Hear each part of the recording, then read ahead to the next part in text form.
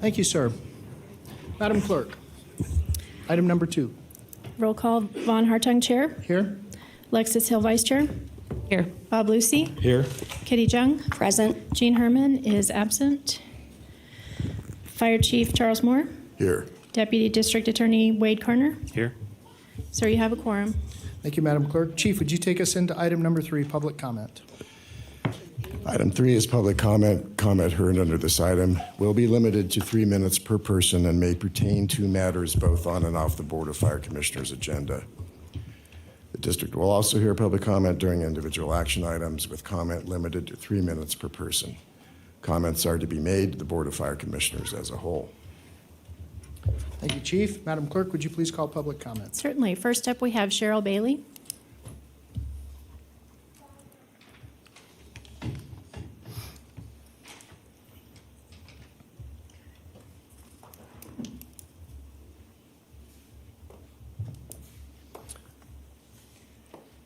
Welcome, ma'am.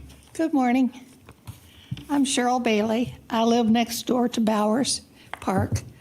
We built our house 47 years ago. It is our strong desire that something be done to get rid of the bats at Bowers so that we can again have EMT and fire service at the Bowers station until the new station gets built.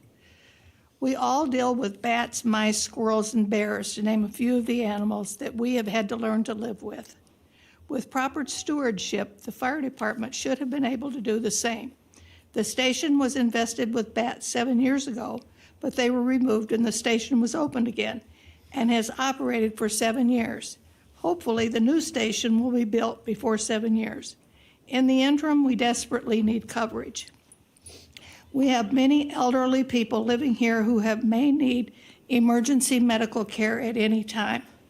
Washoe County commissioned a study a few years ago that concluded that even with great distances to cover, we need a station on our side of the valley.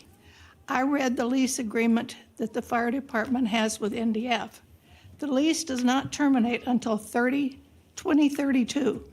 In the lease agreement, it specifically states that the building is to be returned to NDF in a condition and state of repair comparable to when it was first occupied, normal wear and tear accepted. Now, how can Tmfd return the property bat infested? The bats will have to be removed, or Truckee Meadows Fire Department will not be in compliance. The lease terms also states that Truckee Meadows Fire Department is responsible for all interior and exterior walls, floors, and roof. Did Truckee Meadows Fire Department have regular checks of these areas? And if so, how did the building get invested with bats? It appears that Truckee Meadows Fire Department was negligent in properly caring for the leased facility. I would also like to know who paid for the wind generator and how much did it cost? It seems like a waste of money, of taxpayers' money, to just walk away from it. Next up, we have Janice Leclerc Charbonneau.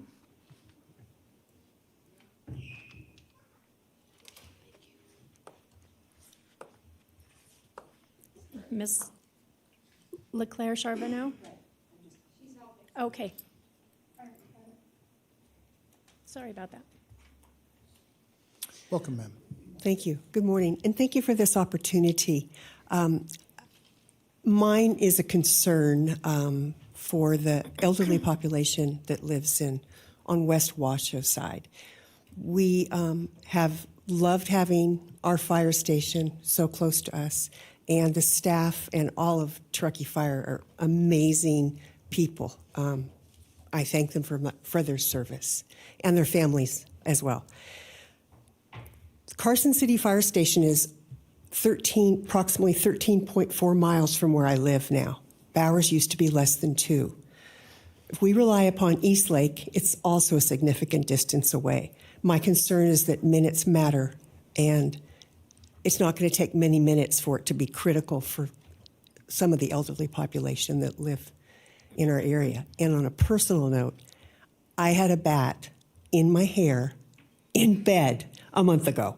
So I understand their concern with the bats. I completely understand. I just have a couple of suggestions. I don't know if they're workable or not. Is there any way the station can be manned during the daylight hours when the bats are asleep or hiding wherever they go? And as well, is it possible to have a couple of trailers put on the property where our firemen could live and have, of course, the vehicles inside the fire station? I don't know if that's feasibly, financially doable or not, but it's just a suggestion that I'd like to offer. And once again, thank you, and just please consider our concerns. We greatly appreciate it. Thank you. Thank you, ma'am. Tim Salier.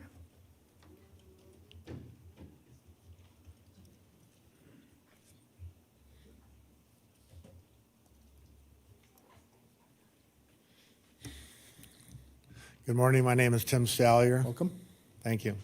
I live on the West Washoe Valley side, and our concern is about the Station 30, as the previous people spoke. Couple things that are brought up to my thoughts were that one is Truckee Meadows could hire and bring in some mobile units. There's plenty of modular units out there that supply kitchens, restrooms, sleeping. I've seen them use it at the regional fire incidents. Also, Bowers Mansion, or on Bellevue, the volunteer fire department station over there. I don't believe it has sleeping quarters, but it could facilitate people during the day. Previously, Jan mentioned the Station 30 could be used during the day when the bats aren't there, and then alternate plans for the evenings. We just have a lot of options. We just don't feel that we can be left out there without fire, rescue, and emergency services on the west side. And we're right in the middle of fire season. We all know the dangers of that. We've had fires out there before. So we're scared, we're concerned. And there is a lot of elderly people out there that need emergency services, and minutes matter when it comes to that. So please consider getting us some sort of service out there, if it's temporary, or using services, the facilities during the day, or bringing in some modular units. I know Station 30 has a house next to it. Maybe it has a livable space, kitchen, restrooms. I don't know if that's being used. I don't know any of the circumstances around that, but we'd just like you guys to really be creative and get us services out there. We just can't be left alone. Thank you. Thank you, sir. Cliff Lowe. Do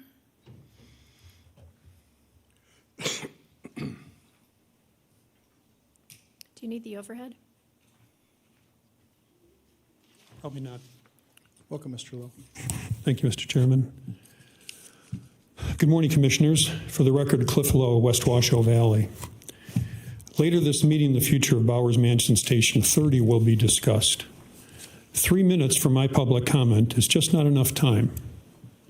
3 minutes flies by up here.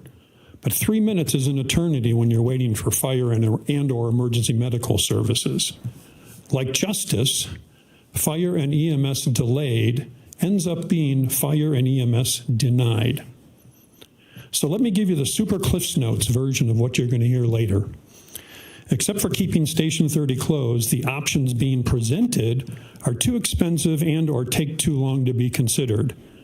However, the options being presented are only long-term solutions for what is not a long-term problem.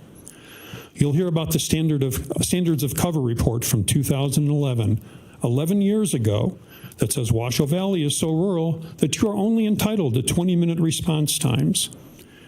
Of course, that report was viewed with horror and disbelief and was rejected by all Washoe Valley residents who for decades had typically been receiving the 8-minute response times that are necessary to save lives and minimize damage to property.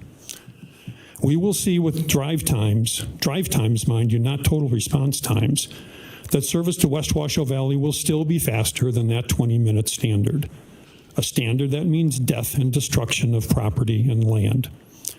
So it appears the message from the district is, West Washoe Valley folks, get your undies out of a bunch. be good little citizens and taxpayers, perhaps with a pat on the head, go back to your homes. Who among you will take a stand for the residents and say, no, these options that are being presented are not good enough? Do you have and will you keep an open mind? Any one of you can change the direction of the conversation by asking the chief some questions, starting with, how on earth was this situation allowed to deteriorate to the point that you had to immediately and indefinitely close one of TM's stations? This wasn't the first time bats were a problem at Station 30. Isn't it likely that TM will still have to pay dearly to remediate the building in order to live up to the terms of the lease, including the requirements of that lease to, quote, return the buildings in a condition and state of repair comparable to the condition when first occupied by the lessee, end quote? Why have you not covered some of the other options that might actually keep fire and EMS based in West Washoe Valley? Fire and EMS delayed ends up being fire and EMS denied. Thank you. Thank you, sir. There's nobody else signed in. Okay. We will close public comment, bring it back to the board. That takes us to item number 4, Commissioners and Fire Chiefs announcements. Chief. Thank you, Mr. Chairman. I wanted to bring up possible BDRs for the district, and I don't have anything to present, but in previous meetings we have talked about annexation, and I'm wondering if we ought to begin looking at that, and so I'll be talking to you individually in the days to come to see if there isn't something legislatively that we would want to propose. Okay. Is that all? That's all. Okay. Thank you. Commissioners, anyone? So for me, just be aware, 11:40, I have got to get out of here. So I'm thank you, Commissioner Jung. I'll take that as okay. All right, that takes us now to item number 5, our consent agenda. Chief. Mr. Chairman, item 5 is consent agendas, items A, B, C, D, E, and F. Thank you. Commissioners, are there any questions on the consent agenda? Okay. Madam Clerk, do we have any public comment on that item? We do not.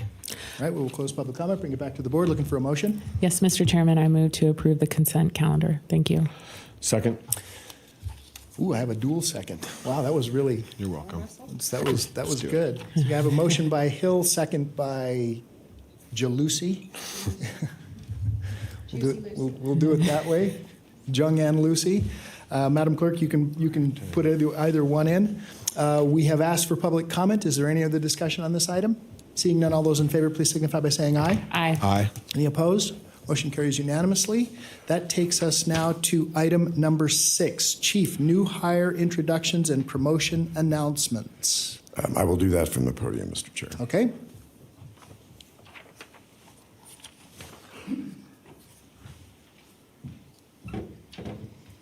SOC.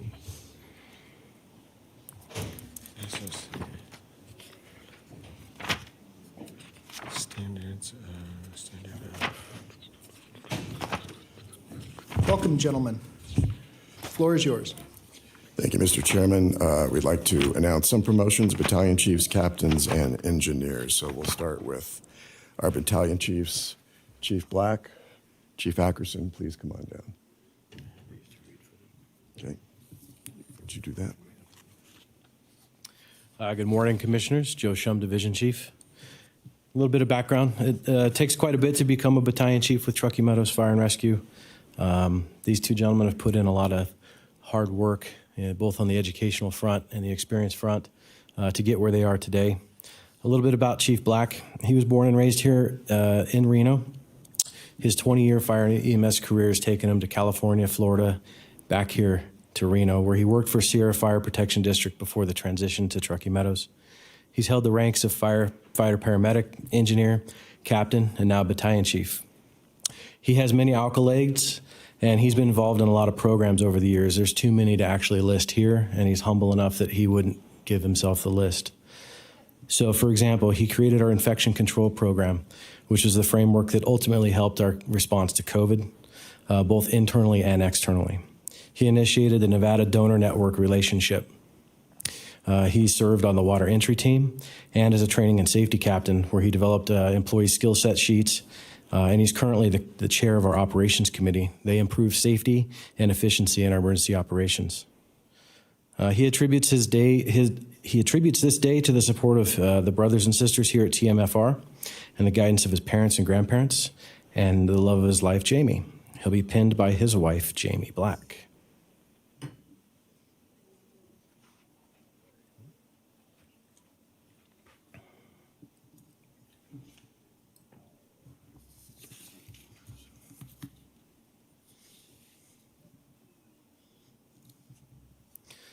Next is Shane Ackerson. Chief Ackerson was born and raised here in Washoe County. He began his fire service career with the Galena Volunteers in 2002 while still in high school. Shane served as an explorer, volunteer, REMSA paramedic, and then became hired here at Truckee Meadows Fire and Rescue. He's held the ranks of firefighter, paramedic, engineer, captain, and now battalion chief. He serves on a lot of special teams and committees, including overseeing the Infection Control Committee currently and the Apparatus Committee. He most recently did lead the district's COVID-19 response, and he is currently in charge of and has been instrumental in the transition of our dispatch services to REMSA. Shane also serves on the Reno Rodeo Association Board of Directors and the Reno Rodeo Medical and Security teams. He owes his success to the unwavering support of his family and the great mentors that he's had through his career. He lives here in Washoe County with his wife, Katie, who's a Washoe County Sheriff Deputy, and their 6-year-old daughter, Emily. Emily's going to pin Shane.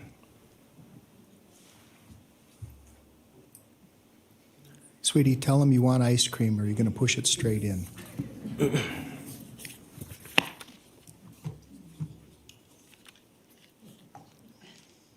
She's seasoned. Holy mackerel, Shane.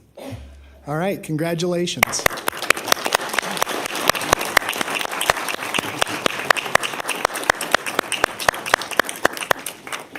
I'd like to thank you for your service to TM. We could not do it without forward thinkers like both of you, so thank you so very much. Next, as captain promotions, we have Ben Kleinbach, Ed Martin, and Brad Steelman. Okay, I'm going to read here about Ed Martin. Ed began his career in 1995 with the Gold Cross Ambulance in Salt Lake City, Utah. He was enlisted in the U.S. Navy in 1999 as a hospital corpsman assigned to the 1st Marine Division.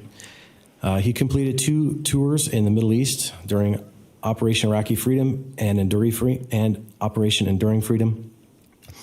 His enlistment ended. He was the education and training coordinator at Naval Air Station Fallon. He was hired by North Lyon District as a firefighter EMT, where he put himself through paramedic school and joined us in 2009.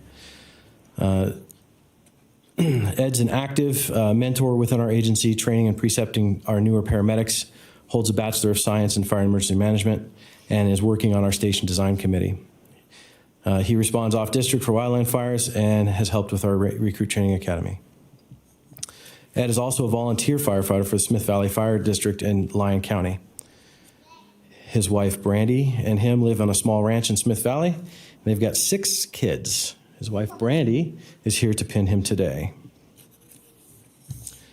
Let's see. Right behind me is Ben Kleinbach. Captain Kleinbach started his journey in the fire service as a coach and counselor, at the coaching and counseling of his family members around the West Coast. His first job was AMR in Colorado Springs, Colorado, and a reserve firefighter there for the city of Fountain. He worked full-time in the city of Carson City Fire Department before coming here in 2013. And he's been with a paramedic with us since then. He works on the water entry team and is also actively involved in mentoring our young folks. He's supported here by his wife, Monica, and she'll be pinning his badge. Third captain is Captain Steelman. He graduated high school in Elko, Nevada, working summer on drill rigs while attending college and playing football at Feather River Community College in Quincy. He moved to Reno in 2006 to pursue a career in the fire service, graduating as valedictorian from that fire academy, and got hired at Sierra Fire Protection District as a seasonal in 2007. He worked as a reserve firefighter for Central Lyon and completed paramedic school in 2010. Came here in 2012 as a firefighter paramedic, and he served on the QA/QI committees, hazmat, the regional hazmat team, and was promoted in 2016 to engineer.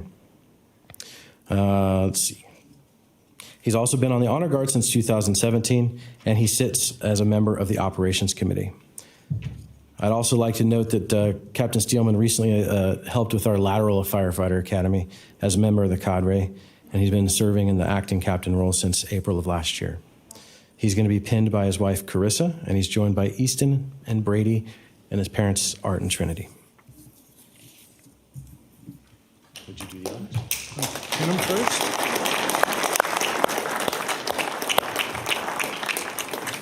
We'd wait until the pin.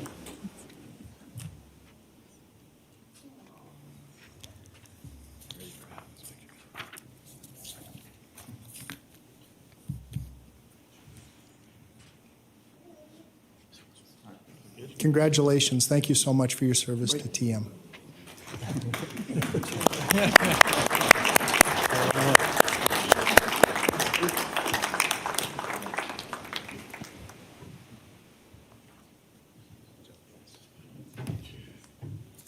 And finally, we have engineer promotions. After reflecting back on my career, I think I had the most fun in the fire service as an engineer.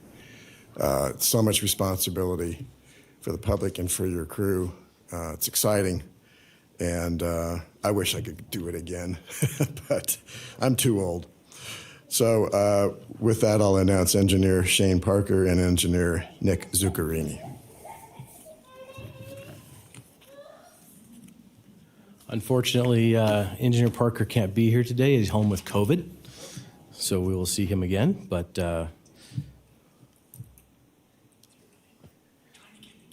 Engineer Zuccherini, wrangle him up. He's been a lifelong resident of Washoe County, and he's been with TMFR since 2012, where he was hired as a firefighter, EMT. In 2019, he put himself through paramedic school because he wanted to help serve the community at a higher level. Nick not only strives to progress his knowledge and skills in firefighting in service to his community, but he's passionate about educating others, pushing to make progressive changes. He's been on the hazmat team since 2012. He's on the apparatus committee. He's on the operations committee. He's on the red card committee, and he works on the aviation committee. He takes time out of his personal life also to attend a lot of firefighter conferences off district. Most recently, he participated in an 88-hour truck academy in Los Angeles to bring back the latest in ideas for truck company work to Truckee Meadows Fire. He's pinned by his wife, Tara, daughter, Zyla, and son, Zayden.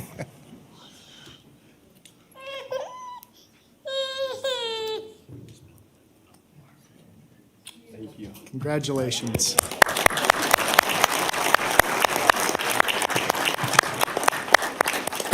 Thank you so much.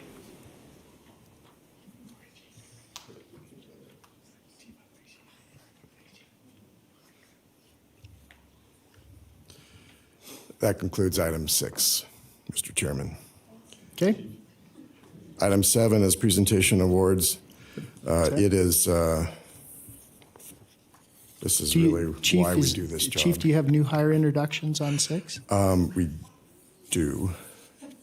And fortunately, Teresa Montoya Neves has deployed on a out-of-district fire assignment, so we'll bring her back next time. So. Okay, that's fine. Sorry, I forgot to mention that.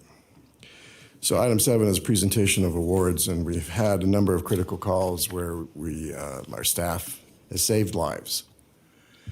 And it's very important that we honor them, and the public needs to know just how skilled our people are. So I'd like to invite Captain Steve Walker, Engineer Tom Ames, Firefighter Paramedic Ryan Scannell, and Firefighter Paramedic Ryan Arnaud to come on down, please. And in the interest of time, as they're coming down, I'm going to read what the call was. On Sunday morning, November 7th, 2021, Engine 36 in Arrow Creek was dispatched to a pediatric choking call on Whites Creek Lane. The crew arrived on the scene to find a 9-month-old patient in respiratory arrest. The crew provided bag valve mask ventilation with oral airway to the cyanotic and apneic patient. It was discovered that the patient was most likely suffering from an overdose from an inadvertent exposure to fentanyl. The patient ultimately required several doses of naloxone, and after which the patient began breathing again. Without the quick action of the crew of Engine 36 on that day, the outcome would have been different. Knock it off. So, gentlemen, congratulations.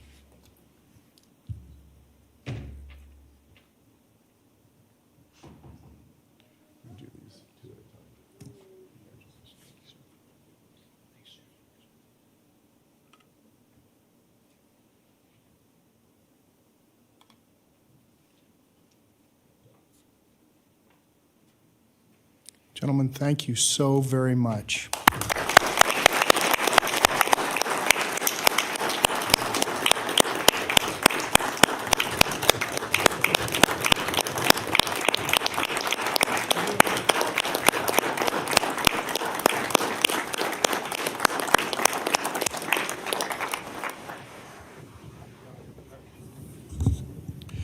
Presentation number 2 on June 14th, 2022, the crew of Engine 42 in Cold Springs. Staffed by Captain Jeff Knox, Engineer Vinnie Mergolo, and Firefighter Paramedic David Watson. Gentlemen, if you'd come on down.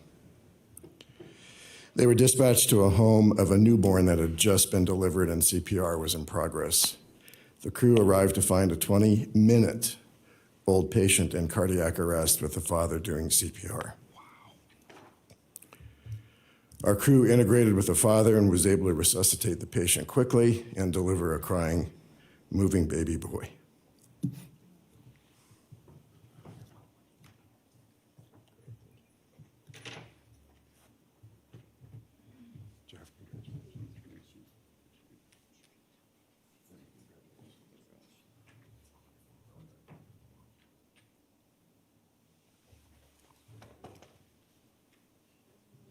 Thank you so much, gentlemen.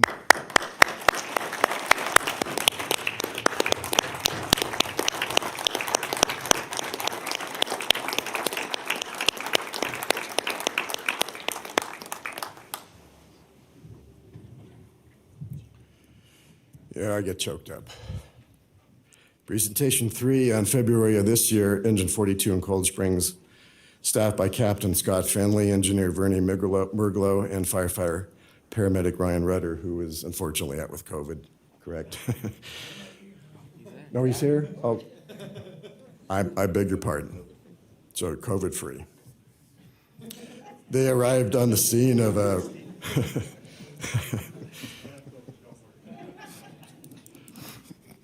They arrived on the scene of a residence in Cold Springs and found the female patient unresponsive and pulseless. She had just enough strength to call 911 prior to falling unconscious and before the crew's arrival. Upon arrival, they discovered her on the floor, blue in the face. Firefighter Paramedic Rudder and Engineer Mergolo dragged her from the cramped bedroom to the living room and administered CPR. The crew used their training and skills to revive the patient and restore her pulse while still in her home. And Firefighter Paramedic Rudder accompanied the patient and Remsa to the hospital, where she survived and later returned to the fire station to say thanks to the crew. Scott, congratulations.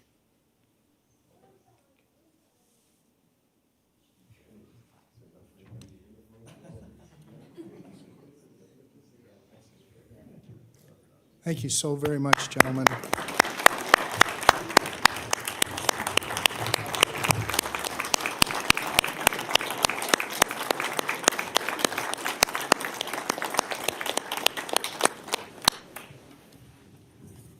That's it for item 7, Mr. Chair. You know, we could not be as successful without the highly trained individuals that work for TM, and I want to thank you. I want to thank you for your dedication. And I know that there are many folks out there who realize just how important you guys are on a daily basis, but they really realize when they're in a medical or when they're in an emergency and somebody shows up. So I just want to thank all of you for your dedication and your service to the residents of Washoe County. Thank you.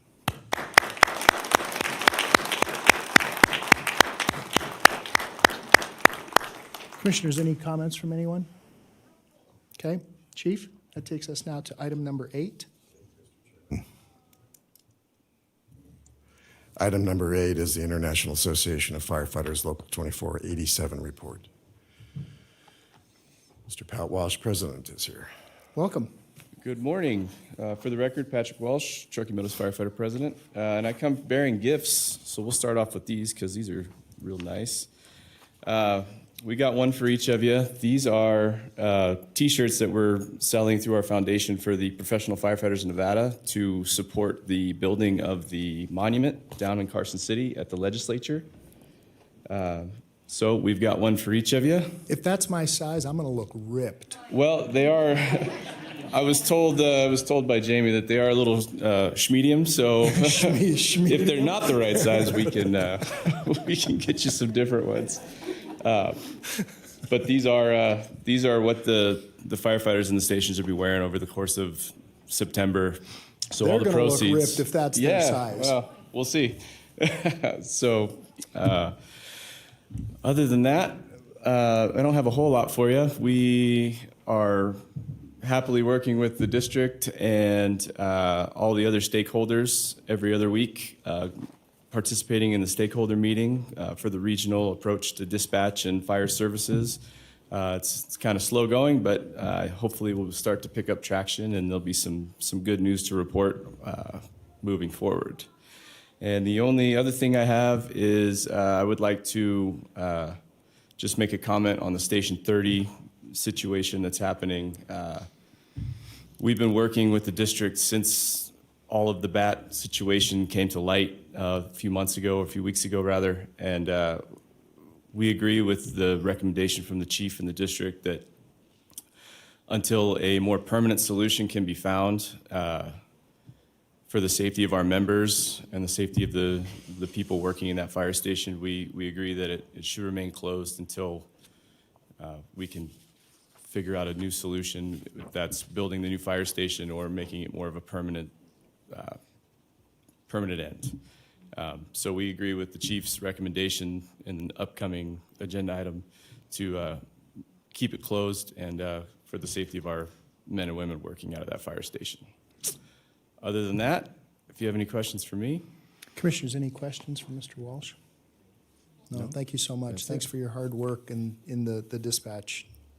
You're welcome. We're happy to help and be part of it. No, thank you. All right. Okay, Chief, that takes us now to item number 9. the Thank you, chief's Mr. report. Chairman. Item 9 is a fire chief's report. In the interest of time, I'm going to go through these pretty quick. We're happy to announce the dates for the Fall Green Waste Collection Days, a very popular program for our citizens. Each and every time, we're getting about 15,000 cubic yards of green waste. You know, the one piece of feedback that I get from the citizens is they say, we wish we could have this every single month. And so we'll take a look at that in our next budget development. But people just are killing this program, and it's very nice to see how people are taking care of their defensible space around their homes. Item 2, curbside chipping. Chief Eisenhagen had mentioned to me that he's pursuing a grant to provide financial funds for us to be able to serve the elderly community and those who may not have the physical means to be able to bring all the green waste to a dump site to where we chip it. So the idea is that we will go to them, and if the waste can get to the curb, we can chip it for them, remove it, and add that dimension to our fuels reduction. So if we don't get the grant, we're certainly going to look at that in our budget next year to be able to add that component. Define elderly, Chief. My age, exactly. Will they come to my house and chip? I'm being very serious about that. What's the? Well, I think we would probably go to Health and Human Services to see who would need the assistance. Okay. Because just because of you're a certain age doesn't mean you can't. Right, no, bring that's, it. no, I mean, yeah, I But mean, if- I qualify for senior services and all, Medicare and all kinds of other stuff, but that doesn't mean that I can't physically get out and do it. Right. So I think we're looking at more of the urban core in and around Sun Valley, Spanish Springs, and just wherever people just don't have the physical ability to be able Yeah, to do. good. No, I like that. Because age is not always a dictating factor. You can have someone in their 40s who has a disability who literally can't get out and Sure. do it. And so I want to make sure that we're offering that service and there's not some sort of a cutoff age. Yeah. Okay? I'm sorry, Chief. Go ahead. Go ahead, Commissioner John. Mr. Chairman, thank you. I would like to ask Chief Moore, or just perhaps put into, I have nothing to ask you, I just something to tell you. I think you should do it monthly, and I think your partner should be in that is KTMB, because they do the side of cleaning out the desert when everybody takes all their green waste there, or their janky contractor who takes it out there and it saves money. So I think if you could partner with them, they have every interest to keep the waste out of our deserts, and that's usually where this green waste comes. Obviously, in my district, there's also people that just won't pick up their green waste. So I think you should look at quarterly, maybe to start, monthly, I don't know, but KTMB is your best partner because they have everything to win or lose keeping that out of our desert and cleanups or the river, et cetera. So I would, and Mr. Fire Chief, I'm a big believer in the providing to our taxpayers who pay a line item on their property tax bill based on where they live. I love your approach. Do everything to keep these customers happy, because they also asked us to raise their taxes to the highest point so we could keep them happy. So I think they're expecting some of this, and you've never shied away from doing that. But if the need is there, and it's good for us too, right? When you show up at a fire and there's nothing but waste everywhere, whether it's bio or whatever hazardous waste, you have a much harder time to fight that fire. So I think that I love your responsiveness to the responsiveness. Thank you, Mr. Chairman. Vice Chair Hill, have you send in next? Thank you. And I agree if we can do it monthly, and I love the idea of doing curbside for folks who can't get it out there. And I think what I'm finding is code enforcement is getting calls about defensible space issues with people's neighbors. And I'm wondering if we work with code enforcement as well, as since we're reaching out to the Human Services Agency, and just see who should we be contacting. Hey, this service is great for you, in a kind way. Yeah, sure. Thank you. And if you don't have a pickup truck or a trailer to bring it to us, it becomes difficult as well. Yes, no, that's exactly right. And there are many families that don't have the ability to, I can get it out, but I don't have a truck any longer to haul that stuff. So it means I have to rent a trailer or wait for burn season and do a pile burn. So, and I'd rather not do that. I'd rather try to mulch it. And what are we doing with that waste, Chief? What happens to it? Are we giving it to someone to turn it into mulch, or what's actually going on with it? For the most part, it's either recycled, or we have a huge chipping location at the NDF East Lake Station where they use that material in various agricultural projects that they're doing. So. Okay, very good. Any other questions for the Chief on this item? Okay, keep going, Chief. Item number 3. Item 3, I'm going to kind of table this, but just briefly, I am not going to bring back a recommendation next month to order the ladder truck. I want to spend more time thinking about what the configuration is going to be. Obviously, we'll lose the ability to avoid a cost increase, but it is on the horizon. Kind of leaning forward in the district, we're looking at all kinds of growth issues and some big expenditures out there with stations, and the ladder truck simply is not going to be cheap. So I don't want to get ahead of myself. The ladder truck will be back from the shop here shortly, and we'll address this at the budget go-round. Chief, are we looking at buying another used vehicle, or are we going to go new on this new ladder truck? The next one we would propose to buy new. Okay. Any questions on this? Okay, proceed, Chief. Capital projects update. I expect to get the proposal from the architects for the design of the Washoe Valley Station here within the next couple of weeks. and it will be a sister proposal to that of the Apple station. So both stations will be fairly similar in design. The crew quarters for Station 46's for their medic unit is well underway, and we hope that that will be done in about a month. And work on the residence portion of Station 37 will commence here within just a couple of weeks. So crews will be moving into that house once it's finished, and then we'll be moving the modular off of Station 37's property. So we'll be considering the new apparatus bay at the same time we're looking at funding the Washoe Valley Station, and hopefully both of those projects will be started here fairly soon. Finally, not finally, item 5 is an EMS program update, and Zeb Nomura will present a PowerPoint. We've done some great things, and we've had some amazing calls, and this ambulance transport has really added a dimension of skills increases for our staff because of the number of patients that they're touching. So without further ado, I'll let Mr. Nomura present the status of our division. Welcome, Mr. Nomura. Hi, good morning. Zeb Nomura, for the record, EMS coordinator of Truckee Meadows Fire. My PowerPoint up there. There it goes. So we're just going to give some updates as far as the EMS division goes within Truckee Meadows Fire. Kind of go over some objectives here. We're going to go over incidents, what trainings we've gone through, our collaboration with the paramedic school, our assessment center, and then paramedic highlights, and then the ambulance transport revenue. We're also going to review that too.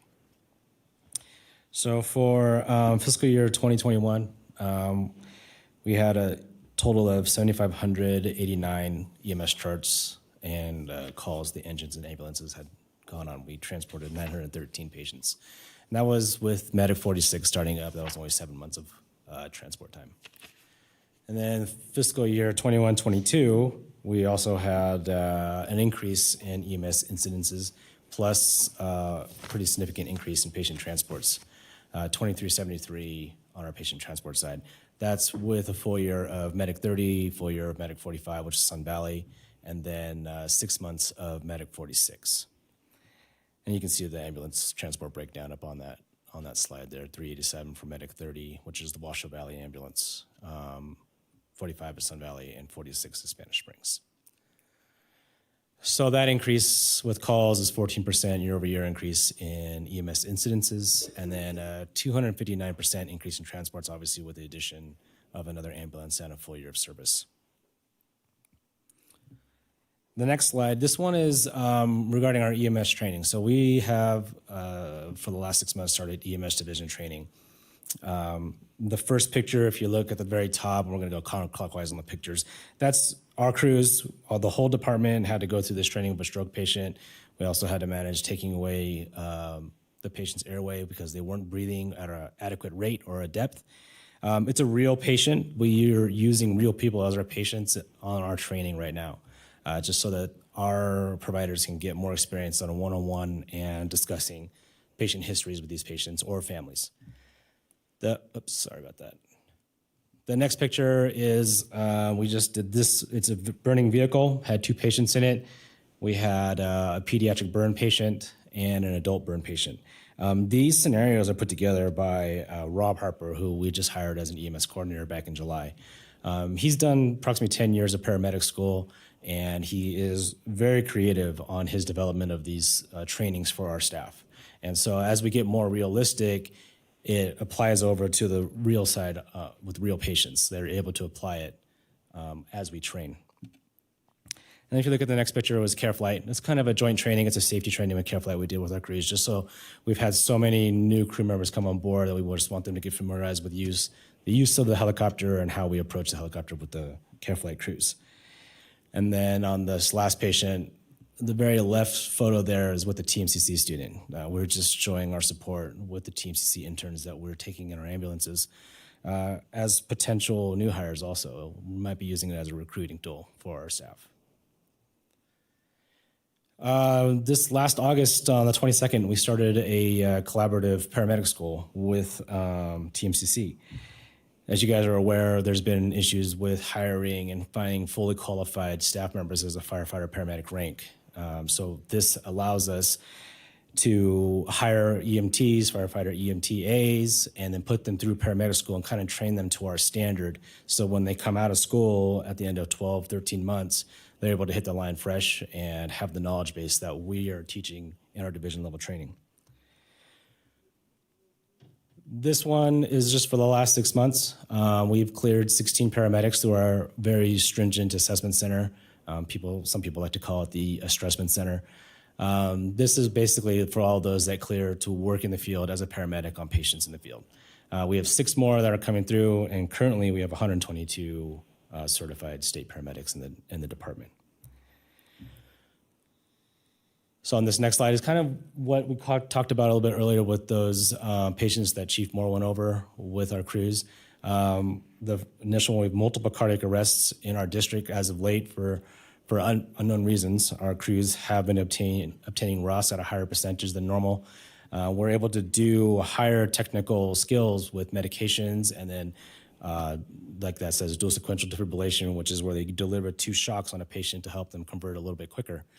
The neonatal resuscitation one, with the father doing the CPR, that patient ended up being discharged last month back home. So full cognitive abilities with that patient, just for our update for ourselves.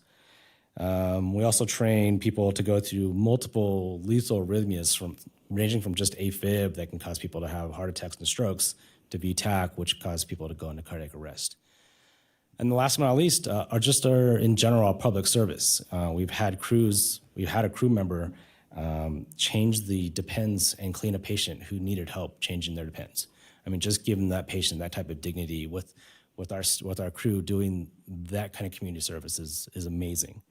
And then just our everyday lift assist, just people picking them up off the floor and whatnot. So this graph here is our transport revenue since we started the ambulance service in the district. So that started in November of 2020. And these are every month that we've developed revenue for that.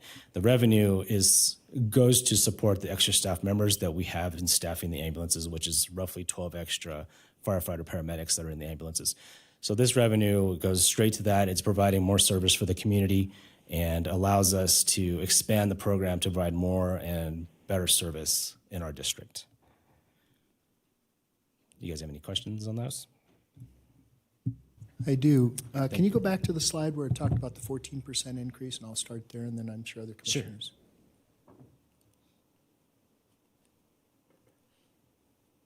There, 14% increase in EMS incidents year over year. What's the priority of those?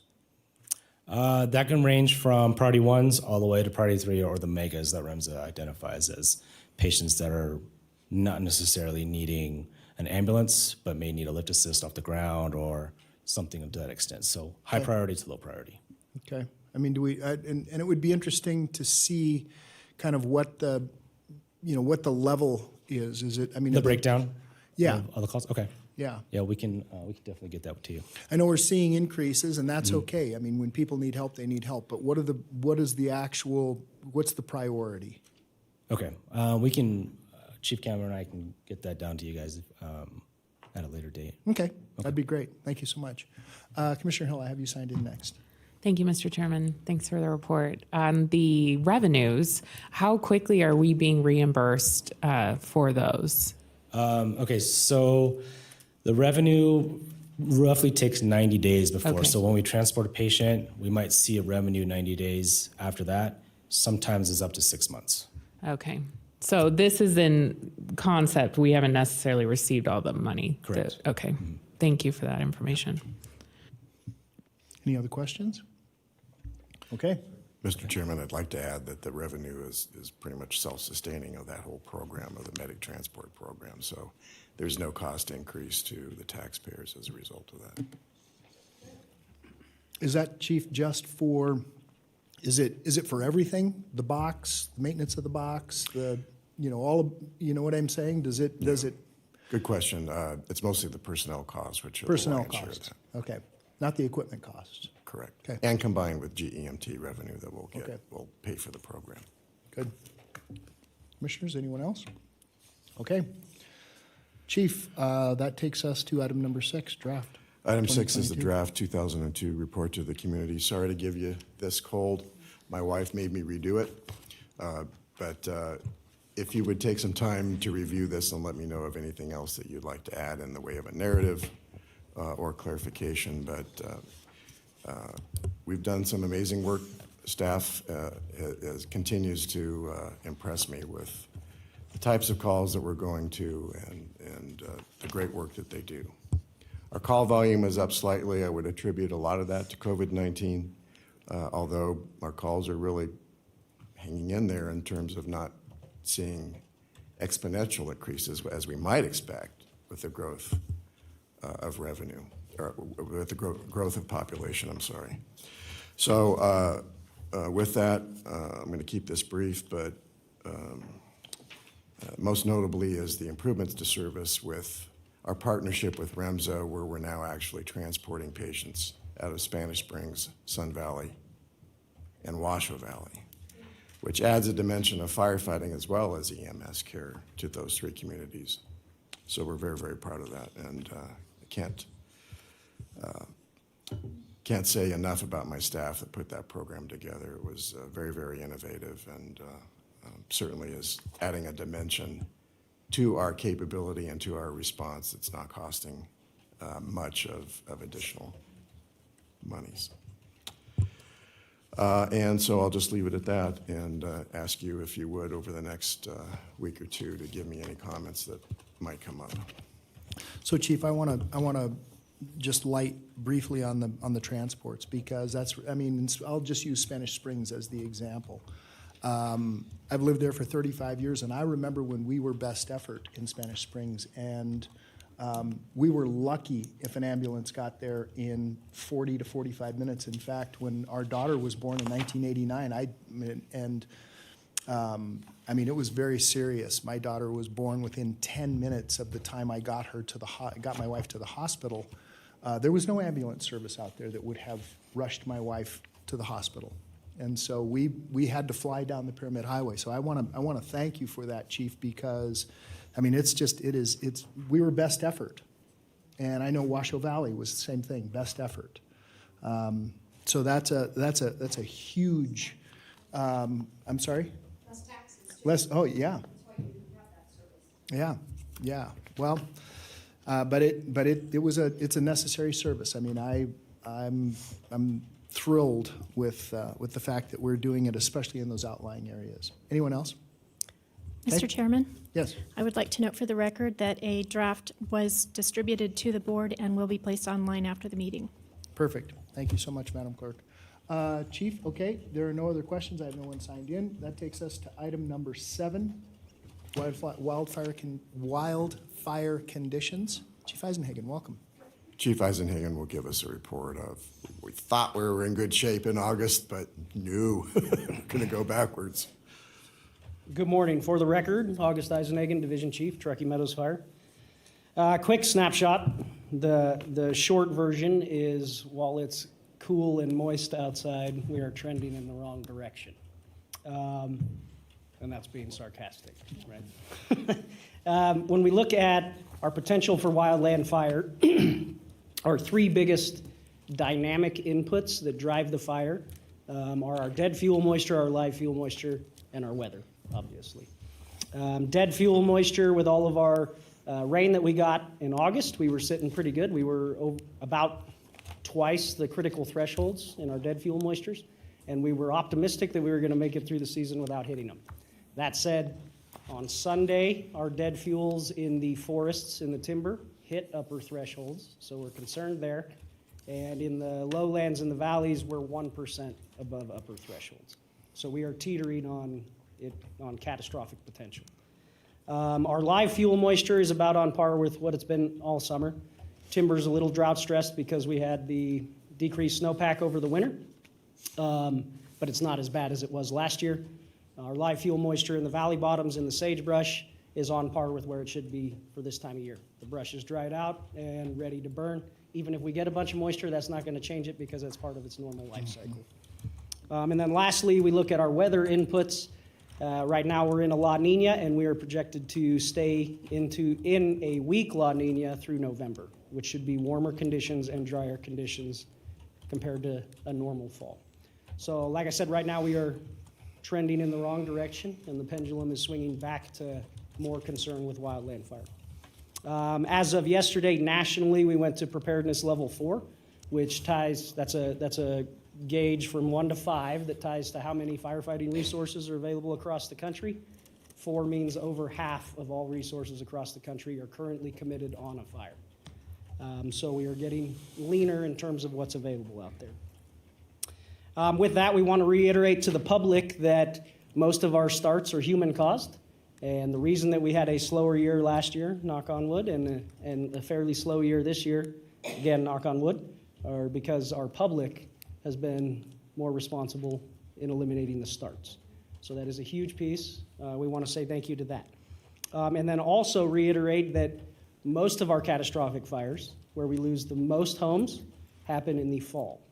So as our temperatures eventually cool off, it's easy to get complacent because the risk isn't as obvious. But when we have our wind events in front of storms in the fall is when we lose most of our homes. Washoe Drive, Little Valley, Collin Ranch, Pine Haven, all of those fires were well after the actual fire season. Right. That's a current snapshot for where we are. End of report, unless there's any questions. Questions? Okay, thank you so much. Thank you. Okay, that takes us to item B, Chief. Item B, I'll let that report stand. I will note that we've changed the heading of mutual aid to responses to other jurisdictions.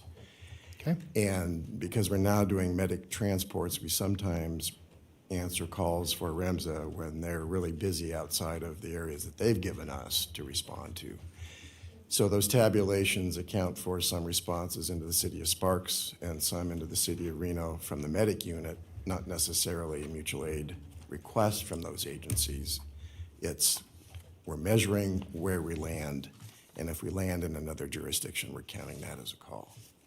So Okay. wanted to mention that. Okay, any questions for the chief on that? All right, that takes us to, that's the end of the fire chief's report. That takes us to item number 10. Chief.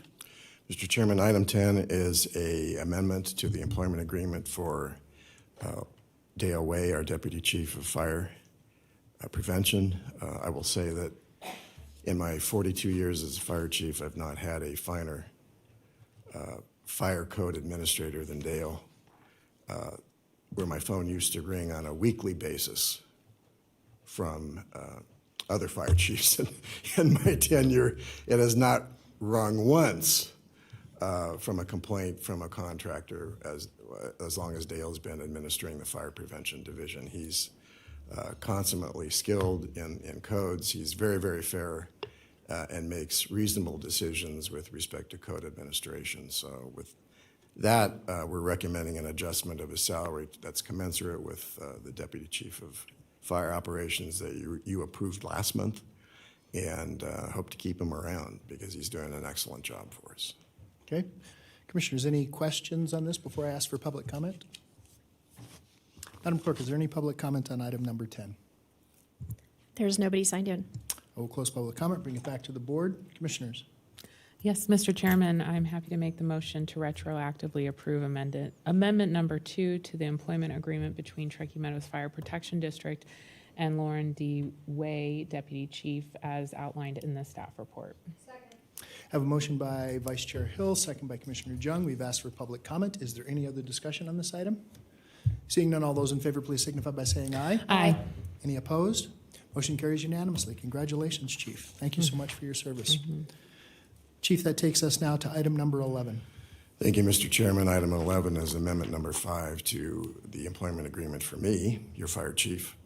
And it would extend, and probably for the last time, extend to 2024.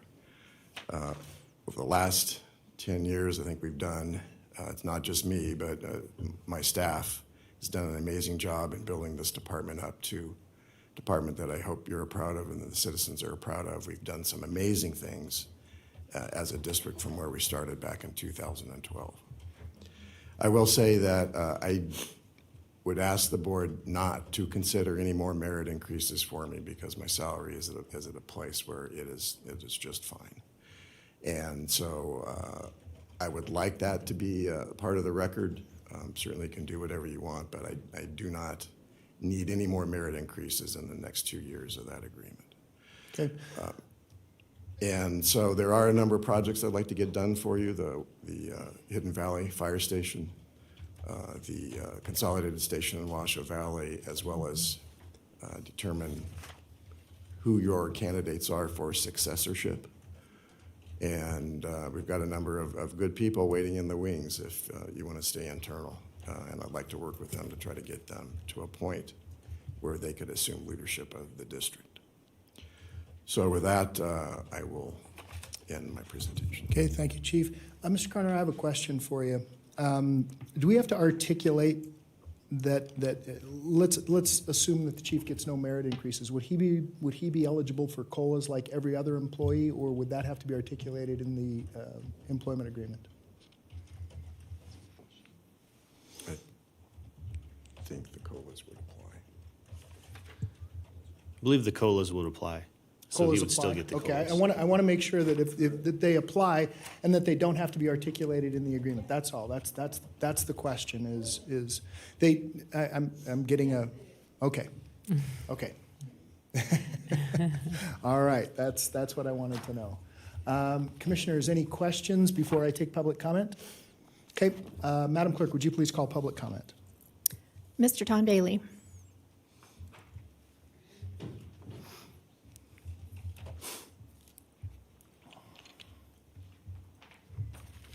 Welcome, Mr. Daly. Thank you, Mr. Chairman and Commissioners.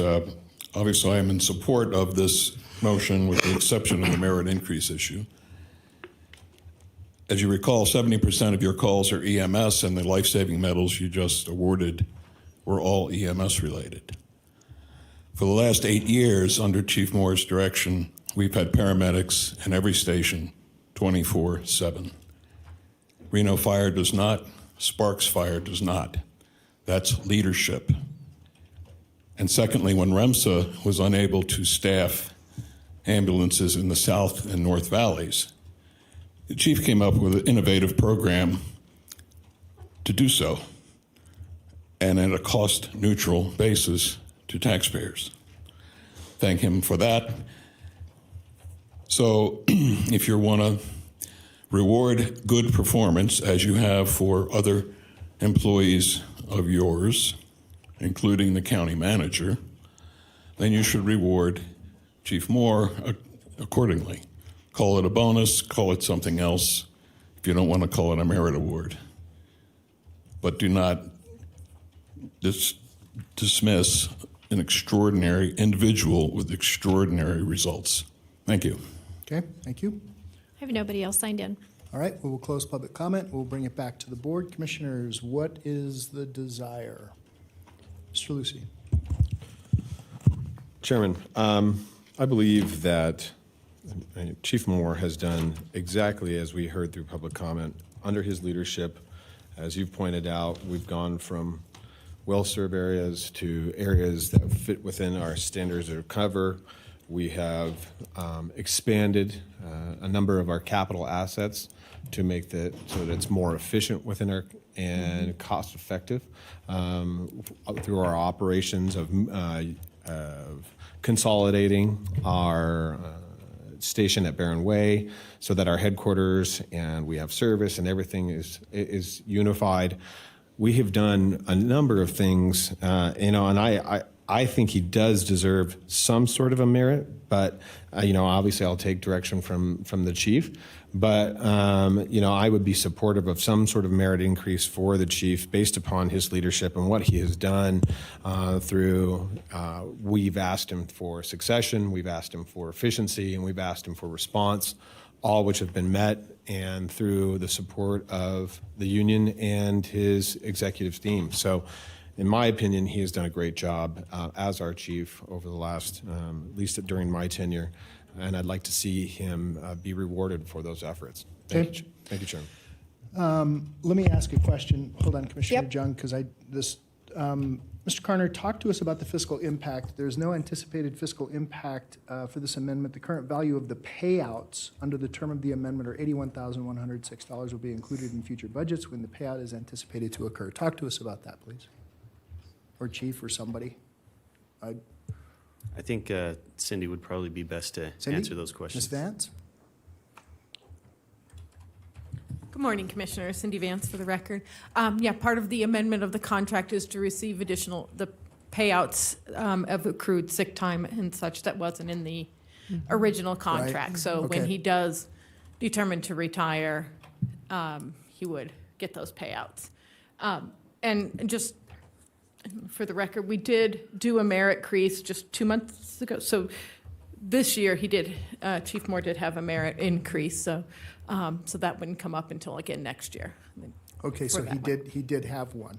Correct, yes. Okay, Commissioner Jung, the floor is yours. Thank you so much for this. Yep, Mr. Fire Chief, I do love your humility and your asking not for a merit, because I believe that our city manager wants to do the same thing. I would tell you, this is not the year I would be humble. Because, and let me tell you, it's across the nation. No local government will ever in your lifetime have this much money across the nation. So I wouldn't be so timid around this time around. Next year at this time, who knows where we're at with our financials, but we have more money than we will ever have in a generation of all local governments. So what I'm trying to say is to keep you competitive so we don't get you hired away, this board should really think about the merit. The cost of living, as the chair wanted to make sure was included in that, because, and listen, I'm gone in January, but the board has to decide, and I would actually put this chief to task to find you his replacement ASAP so that he can either be training him up, or you can do a national search and have the chief here say, nah, this one's not, going to make it here, that kind of thing. But I wouldn't be, we have money. And so I can't say that in 3 years we will. We might be again back down to counting pennies and trying to repair things with nothing. So just food for thought. That's the way I look at it. Thank you. Thank you, Commissioner. Ms. Vance, would you come back up for just a moment, please? Can I just edify for something? Yeah, really Mr. quick Lucy, go ahead. Before Ms. Vance gets there. Yeah. Under Chief Moore's contract, his initial contract with us, under item 3, Chief Moore is entitled up to 5% of the employee's salary as a merit increase. We can, based upon that, adjust that, but up to 5%. And so I was going to ask Mrs. Vance, probably, and I'll let her answer your question first, but what have we paid? Do you remember what we've paid in merit increases for Charlie over the past years? We did do a 5% increase, and I think that was June. Okay. Was it June? Just this recent June. So he Was was that up for an retroactive? You said, was that retroactive for last, or is this going forward? going forward. So for fiscal year 23, he did receive a 5% increase in June because that was when his evaluation was due. Okay. And then he also received the COLA on July 1st and will receive the COLA on January 1st. So I guess I'm confused then. Why, if he's received it in June, why are we talking about merit increase right now? Or is this for future contracts? Or This is for the future under the extension of the next 2 years. So Gotcha. So it wouldn't matter because we're not amending anything and that, so he could have those, that would be because we're extending his contract, he would still be eligible for that 5% merit increase next year, correct? yes, he would. Okay, thank you. Thank you, Chairman. Thank you, Mr. Lucy. So my question, Ms. Vance, is what did we give the firefighters in this last contract negotiation? Well, for COLAs, we did a 3%. Which the chief got. Correct, and then another 3% in January, and then I think it's 2.5, 2 3/4, July 1st, and then again in January 1st Okay, for the next 6 months. 2 3/4. Okay. Yeah. So threes, essentially. Right. Almost threes. Okay. Right, but we're just right now, today, we're just amending the sick leave payout, right?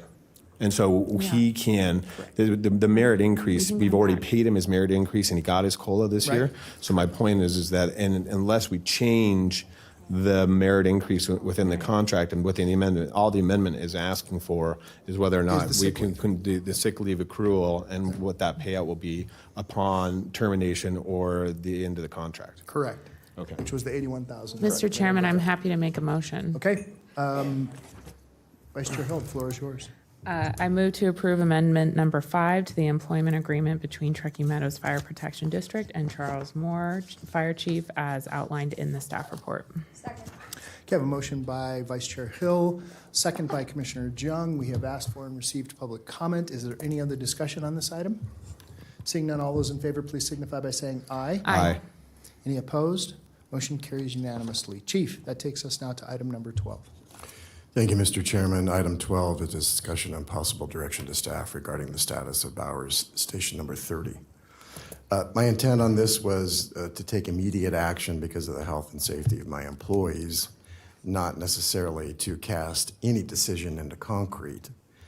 This is an important service level decision, and I wanted to bring it to you so that you can consider options and perhaps dispense more wisdom than I might have on what our options are, and take a look at what the best decisions will be going forward. So bats have probably been in this station for a long time. It's 70 years old, and it has holes all over the place. In fact, the exterior walls, if you look at the end of a piece of corrugated cardboard, that's exactly how this station exterior walls are built. It has plywood T111 siding over corrugated metal siding, and bats get in. They get in the attic. They get in through the walls, and they're in the interior walls. They're everywhere. We last remediated this problem in 2015. Bats are either endangered or protected, and so you just can't go in there and get rid of them. You have to allow the bats to leave in the fall. That's what the experts at the state of Nevada have told us, and other pest remediation companies, that you just can't go in there and start removing them. You have to allow them to leave in the fall. By law? By law. Okay. Right. Right. So bats can spread all kinds of viruses, bacterial, fungal infections. Now, here's the real concern for my employees. 1% to 3% of bats carry rabies. If you're scratched or bitten, and you don't know that you were scratched or bitten, that is a death sentence. Because when the symptoms of rabies start to manifest, it's too late. Sorry, been nice knowing you. You're not going to survive that. The bat guano is a problem. If you look at the station, you can see guano coming out of the attic from the vents. In 2015, we spent thousands of dollars to seal up the building as best as we could. The contractor at that time said that the station is so old, unless you do a major renovation, perhaps even tearing down the building and rebuilding it, bats are coming back. And they're back. They have probably been in there for a little while, but there is no way to keep the bats out of the station unless you tear the station apart and rebuild it to a modern code and take all precautions to try to keep the bats out. Problem is we have plans now to abandon that station in about 18 months to 2 years. So the exercise now and the financial implications are that a replacement station, temporary station, is going to be quite expensive. So we've looked at a number of possibilities, possibility of moving the modular from Station 37 in Hidden Valley out to Bowers or out to Bellevue or out to the new land that we have, and that's going to be hundreds of thousands of dollars. That doesn't seem to me to be money well spent, particularly if it's only going to be a solution for a couple of years. The health and safety of my employees, of course, is paramount. And we first noticed the bats back inside the station just recently within the last few months. So my immediate decision to close the station really was just to protect the employees and then bring back the possible remedies to you for what you would like to do, and consider the service level issues surrounding closure of the station. So I've given you a report of what that means in terms of response times, and obviously it does extend the response time to West Washoe Valley. Nevertheless, in the last 10 years, we've always had a good response time to Washoe Valley. We've had Carson City, we've had Station 32 in Eastlake. Up until now, we've had Station 30 in Bowers. 39 in the Galena area can get downhill pretty darn fast, as well as Station 33. So we've been able to bring 5 fire engines to bear on an incident within Washoe Valley faster than anywhere in our district. That's a fact that sometimes shocks people, but it's the truth. We've been able to bring more apparatus to that area faster than anywhere else in Truckee Meadows District. So I think what we need to do until we do more research is have a conversation with the state of Nevada. Because one, I believe the bats have been there for a long time. The state of Nevada would like to have the station back, but we need to have a conversation with them to say that the station is contaminated. Take a look at our lease and see what the proper course of action is to return that station in 18 months, 2 years. The building may be in a state of, its condition may be in a state where you just simply can't occupy that building anymore in its present condition. So somebody's going to have to spend a lot of money to remediate that station to make it happen. I could seal up the exterior even more than we have done, but the bats are still, all the guano is still in the interior walls, so we still have that problem. So I wish this weren't the case, but nevertheless, it is the case. And it isn't because we haven't been paying attention to this. It's because experts have told me that where a bat is born, it's coming back to that same location. And it will try to get into that station in any way it can. And unless the thing's built out of concrete, they're going to come back. So if there's an option of remediating that station on the short term, it's going to be thousands and thousands of dollars to fix it and to try to occupy it. I've tried to give you some examples of what we could do on the short term. But what we have in the way of service level right now is that Station 32 on the Eastlake side has an engine and has the ambulance staffed 24/7. So that's not what we had before. The ambulance was cross-staffed at Bowers. But we do have an engine and an ambulance. We have 2 resources at Eastlake. We've been in contact with Carson City. They're aware of our dilemma. And we also have Station 39 that can come down, also Station 33. It gets on the interstate pretty fast. So the problem's not going to be solved without the expenditure of a lot of money.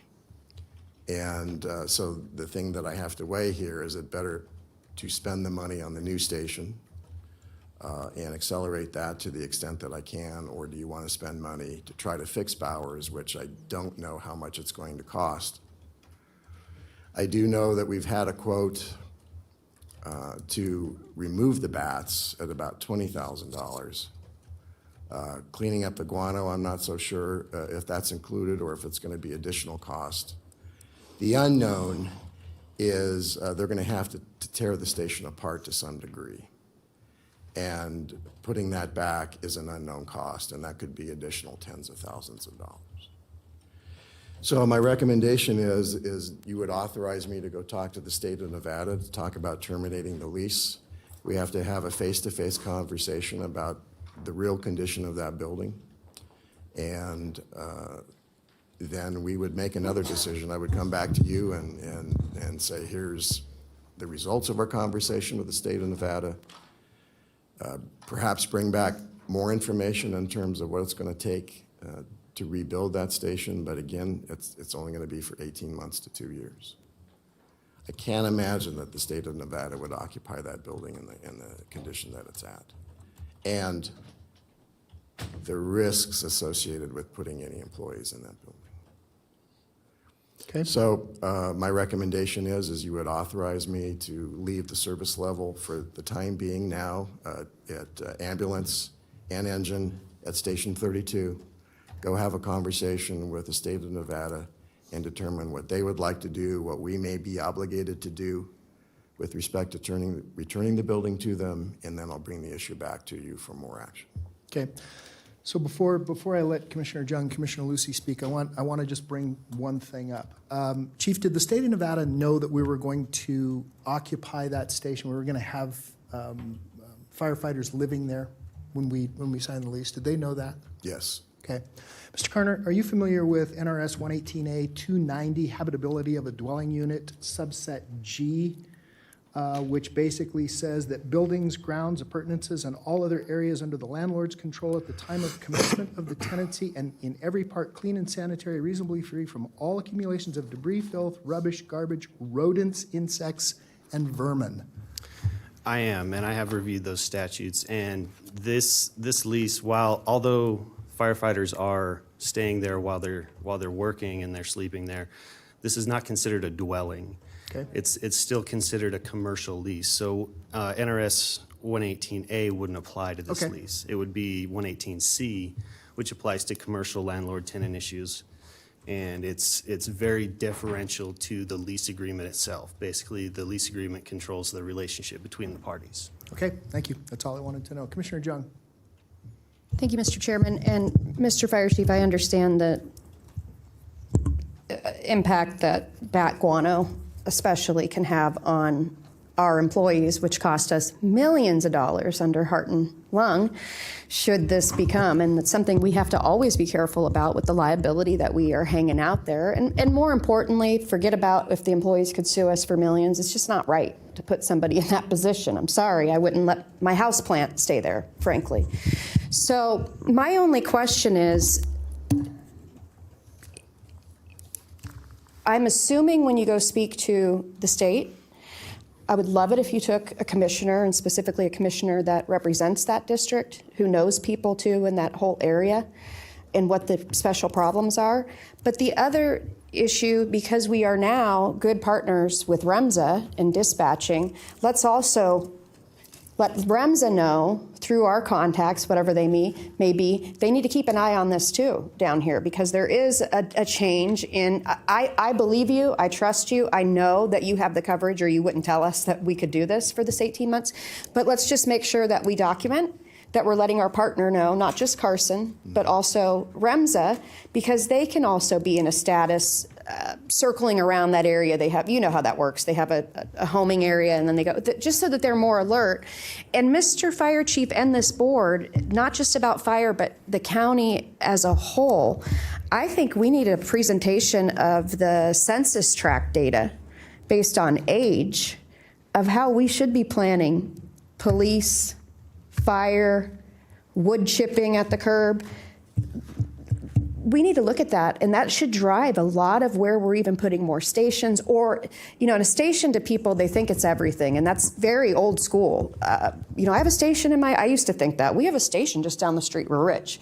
But it's really not the station that is the issue. It's more the resources to the appropriate level based on what we can statistically expect will happen. You know, the sheriff does that too. It's the whole AI way of approaching these resources. So I believe you. I believe these people will be safe, but I want to reassure them that we are going to talk to all of our partners to make sure they are well aware that we've had to close down a dump that the state let us use, or we leased from, and I think you're right. I think they're going to tear it down. And the other thing that this loosens up for you when we cover the people that are concerned about this here, and I would be concerned too. I hear what they're saying, but the station isn't your problem. We want to make sure the resources are there for you.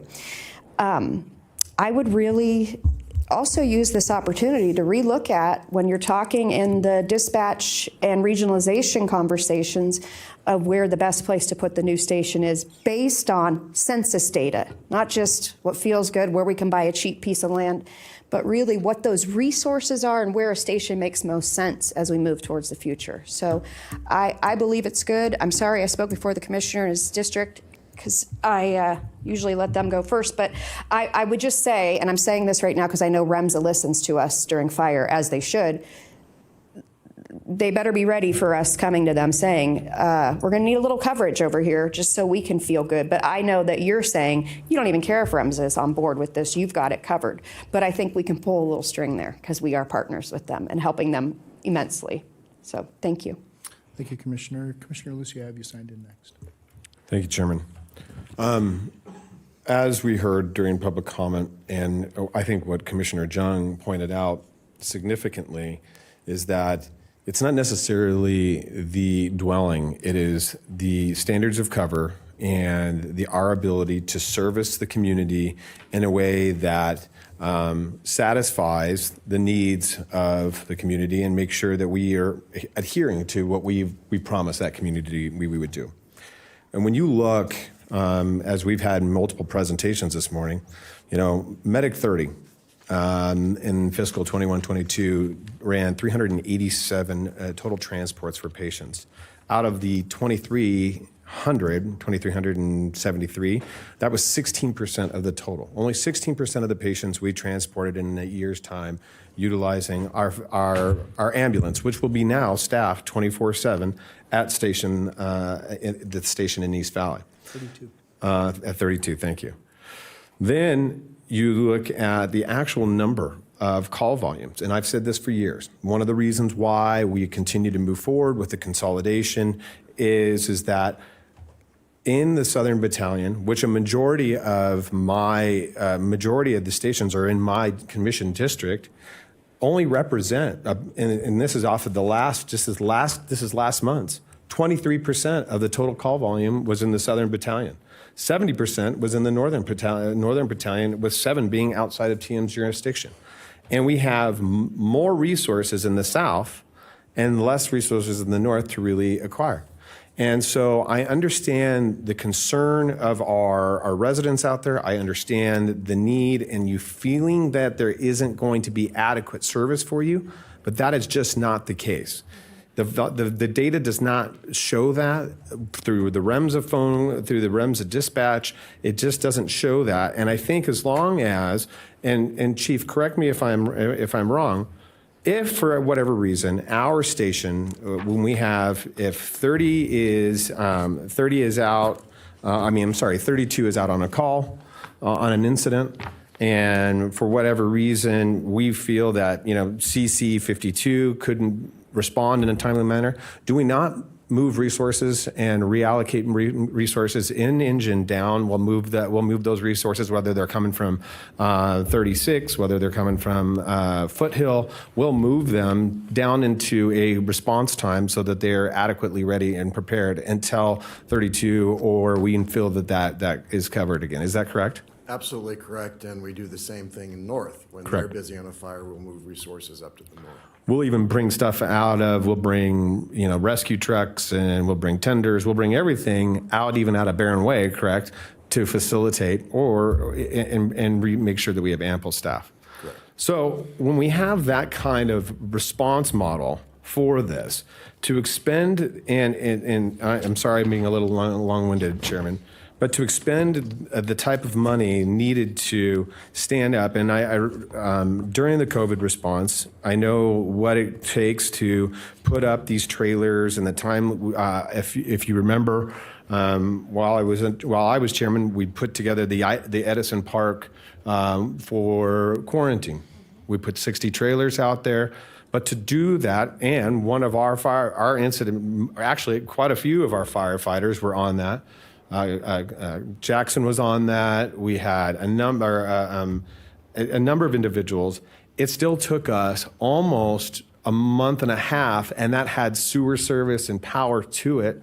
If we were to move a trailer or a temporary unit to, whether that's Bellevue or our new lot, to do that and put those kinds of expenses in, they're only going to be temporary. It's still going to take a month or two to even get those temporary, if you can even get access to those. And then it would still have to be approved by the union that they would choose to actually habitate there. So we have a number of these challenges that we have to overcome when we still have adequate resources within the battalion to do so. So to expend money, what I would rather you do is exactly what the Commissioner Jung spoke, is that set up a meeting with the state, being that under Section 8, which is the maintenance and repair of the lease agreement with the state, it shows our responsibilities under the leasee's responsibilities. However, it does not discuss, when we talk about associated repairs for the capital assets, including the building, it's very gray in here. And so from my standpoint, in my understanding of commercial brokerages and commercial leases, that since this is not identified, this gives us a gray area really from a breach of contract that we could discuss, giving us an open door to move forward with that termination of lease until it's remedied, and move forward as quickly as possible. And what I would ask is that we move forward as fast as possible and expend the money in a way towards getting the new station online and making sure that, because I am kind of disappointed that we haven't moved faster on that. And I know it's just, but we started working on that pre-COVID, almost 5 years ago, having those community meetings. And I know COVID put a real hiccup in what we were trying to accomplish, and we had to move some things around. But I would adamantly insist that we move as quickly as possible to get that station online, to get full time, make it a 5-man station as we've always said it would be, very similar to 36, to move resources so we can better adequately address the needs. And if you look currently under the standards of care, the only thing that I didn't have, standards of cover, the only thing that I didn't have in my packet, Chief, was with 30 being shut down, we do have run times from 39 CC52 and 32 to like Lightning W and to the station, and all were the only one was in excess would be station Carson City 52 from the airport to get to the station, because we're looking at 12 minutes. But most of them are under 7 minutes either to the station or to Lightning W, which is which would be considered the middle of that. You're looking at 10 minutes, 6.5 minutes from 30, 13 minutes. So you're in a little bit longer, 13 minutes from 32 and 39. So if those stations if we see any accident, what I would ask is that we do move resources down so that we are under that 10-minute standards of cover for that we have always said we would adhere to in the suburban area. And those are my comments, Mr. Chairman. Thank you. Okay. Anyone else? Madam Clerk, let's call public comment. First up, we have Mr. Tim Salyer.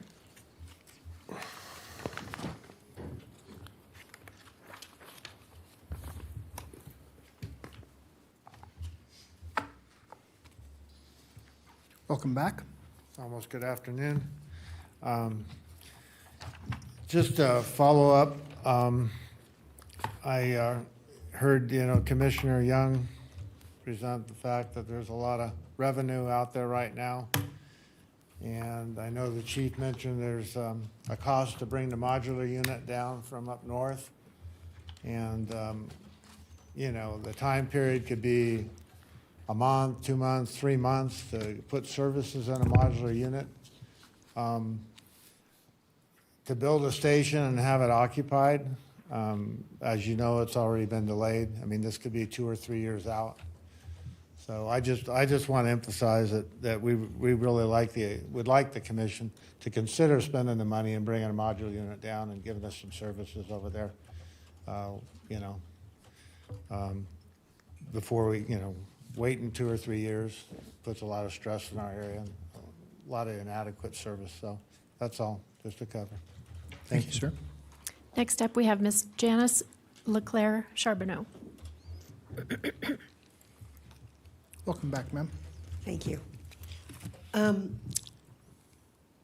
When I spoke originally, I said I was concerned. I am now more concerned and really disappointed. I understand how government works. I'm retired from the government, so I understand what goes on, and I also understand behind what Chief Moore said is that the decision has already been made that there isn't going to be any services giving us more support for our loss of Station 30. And I understand completely why Station 30 has to be closed. Bats are not a good thing to deal with.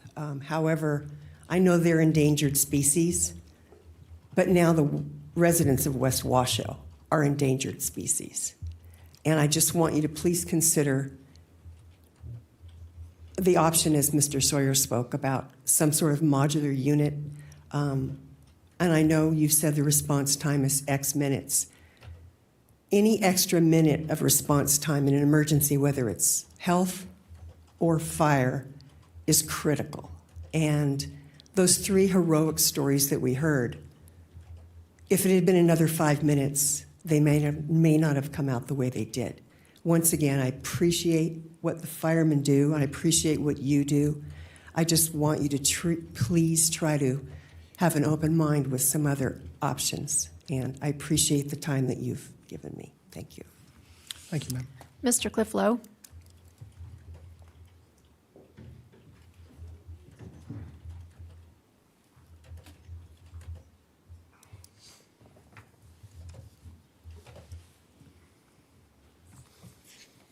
Welcome. Thank you, Mr. Chairman, Commissioners. For the record, Cliff Lowe, West Washoe Valley. So I'm not going to go through my prepared notes because the direction of this is starting to become clear. But gee, this is a good time. This is a good time to go to local government. Local government's never going to have as much money as they do now. So what about spending some of that money to fix the situation, which should not have occurred? So it's going to take some thousands of dollars. And it's clear from the report that moving a modular unit to Bellevue is probably not feasible, but there is water and a place for wastewater at Station 30. There is also a 2-bedroom, 1-bathroom house right there on the same parcel as Station 30. Why didn't we hear about that? Why wasn't that presented as an option? What is the cost and time needed, if any, to make that house suitable for at least 2 firefighter paramedics, at least until the consolidated station could be opened?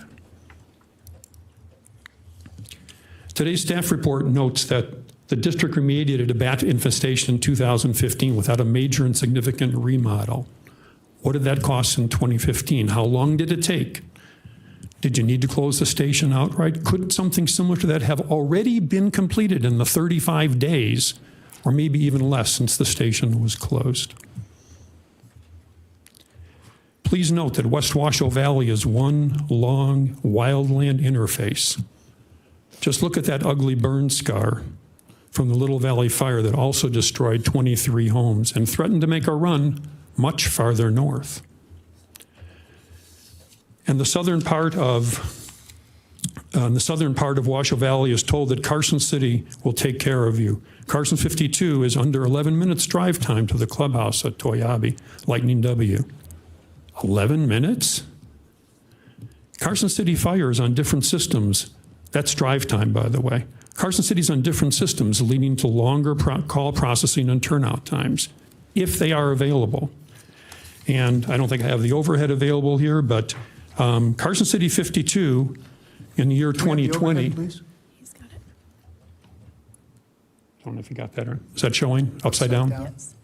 That's good. I'm going to run out of time anyway. Carson City 52 had more incidents than the 2 busiest stations for Truckee Meadows, Sun Valley and Spanish Springs. How available they're going to be. And I can't help notice that one of the newest stations, when there's all the concern about North Battalion and South Battalion, one of the newest stations is number 39 in Galena.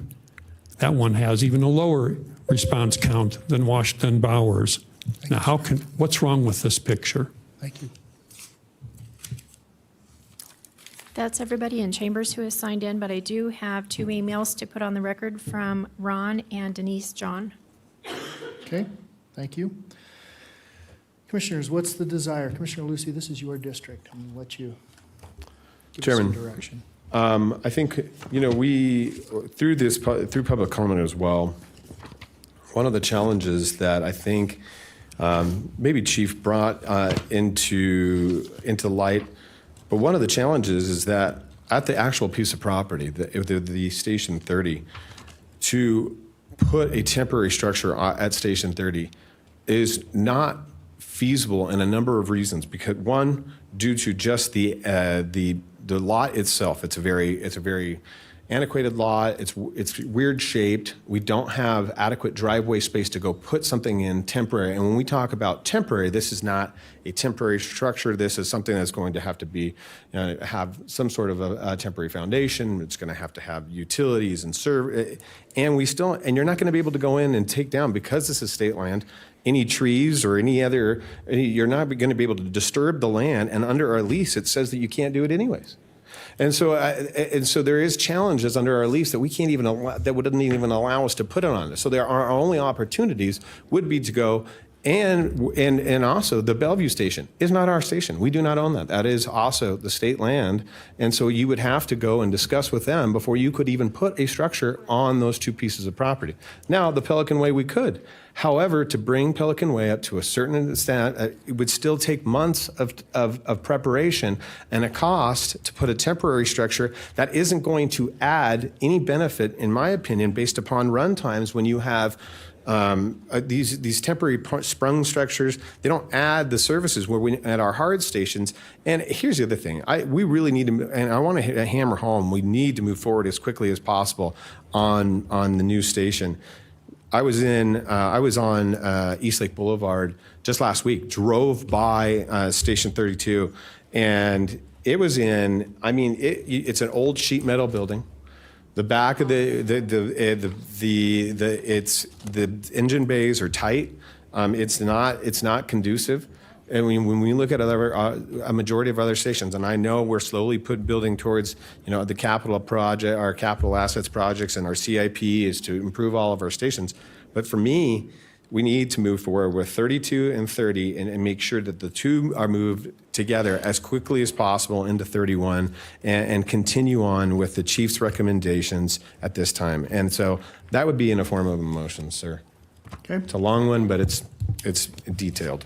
Okay, I have a motion by Commissioner Lucy, a second by Commissioner Jung.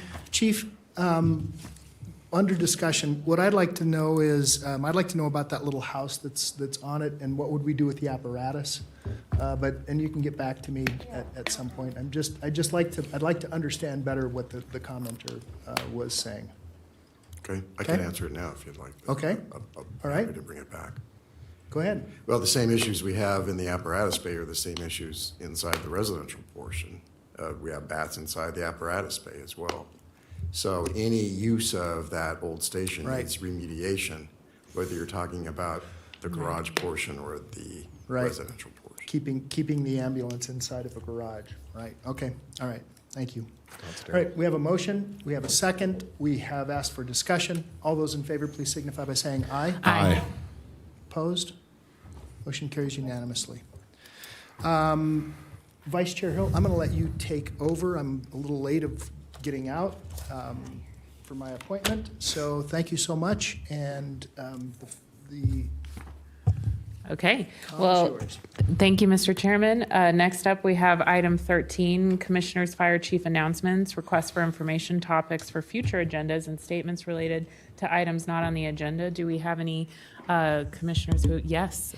Thank you, Madam Chairwoman Hill. Mr. Fire Chief, I would like you, and you can tell me to, whatever, but I would like to look into a new model for the western mountainous regions that has come to light to me over the Kylie Rodney case. And I wonder if fire shouldn't be in charge of search and rescue and trained up every single day on how to do it. I have a big problem using my law enforcement to be search and rescue. I think these are people that need to be boots on the ground, doing it every day, can recognize a car underneath the water, et cetera. And I know that I haven't asked the union about it, so don't rip me apart. Or maybe we didn't get an auxiliary team that we pay, everybody around here participates, but that's all they do, considering how many deep lakes we have around here. That really brought that to light. And a lot of people were, degrading police services, 18 agencies, but I just don't believe law enforcement is search and rescue. The end. I don't believe it. I think you're here to enforce the law. I don't care what else they do. They shouldn't be doing that. So I wonder if this board doesn't want to take that on and maybe start looking into what is the best practice in a region like ours with very deep water and potential water rescues. Thank you, Madam Chairwoman. Absolutely. Commissioner Lucy, do you have anything? No, Madam Chair, I do. All I did want to share is that I think that it's important that now that we've heard, public comment, but one of the things I did want to bring forth too in discussion today, about 2 weeks ago, I was driving home on a Friday night, right about 5 p.m., heading up Mount Rose Highway, and once again, right at Edmonton on Mount Rose Highway, there was a rollover accident. Where somebody making a left-hand turn into that Edmonton area was hit, and both cars were totaled. Both airbags were deployed. One car, the one was T-boned, was into the ditch. Luckily, our Station 36 responded, was there, but it closed down a majority. And so Charlie, I'd like to get some more information about that response on that call. It's just one of those continuing things that is a challenge that we have to keep responding to that area. And the speeding's getting worse. It's costing us more time. And you look at the motor vehicle accidents coming out of 36. It's astonishing that we have to respond to all of those, and it takes our guys out of the bay. And it just is simple improvements, safety improvements that need to be done or addressed by NDOT. And I'd just like to have some more information because those conversations seem to be stalling, and we need to make sure that they continue to move forward with those safety improvements, especially along Edmonton and further up the road, because as you see it, there are some challenges all the way up. And my understanding is that the Department of Public Safety is so understaffed that they're having difficulties staffing some of their shifts. So some of their graveyard shifts are almost, small to almost no officers on their graveyard shifts, which makes them only focus on their primary routes and not their maybe secondary routes, such as 431, and you'll see here throughout the night, or 341 going up Virginia City. Lots and lots of speeding, and so we're adding more people, but not enough officers to protect, and ultimately it falls on our firefighters' shoulders to facilitate those. So I'd like to see some data on that, 341 and 431, because we are the only responders for those two. Thank you, Chief. Thank you, Madam Chair. Yes, absolutely. Chief, do you have anything for us for announcement? Madam Chair. Okay. I'm going to move to item 14, our final public comment. Public comment heard under this item will be limited to 3 minutes per person and may pertain to matters both on and off the Board of Fire Commissioners' agenda. The district will also hear public comment during individual action items with comment limited to 3 minutes per person. Comments need to be made to the Board of Commissioners as a whole. Do we have any public comment? Madam Chair, there's nobody signed in. Okay. Then I move to adjourn, and thank you, everyone, for a great meeting. Thank you.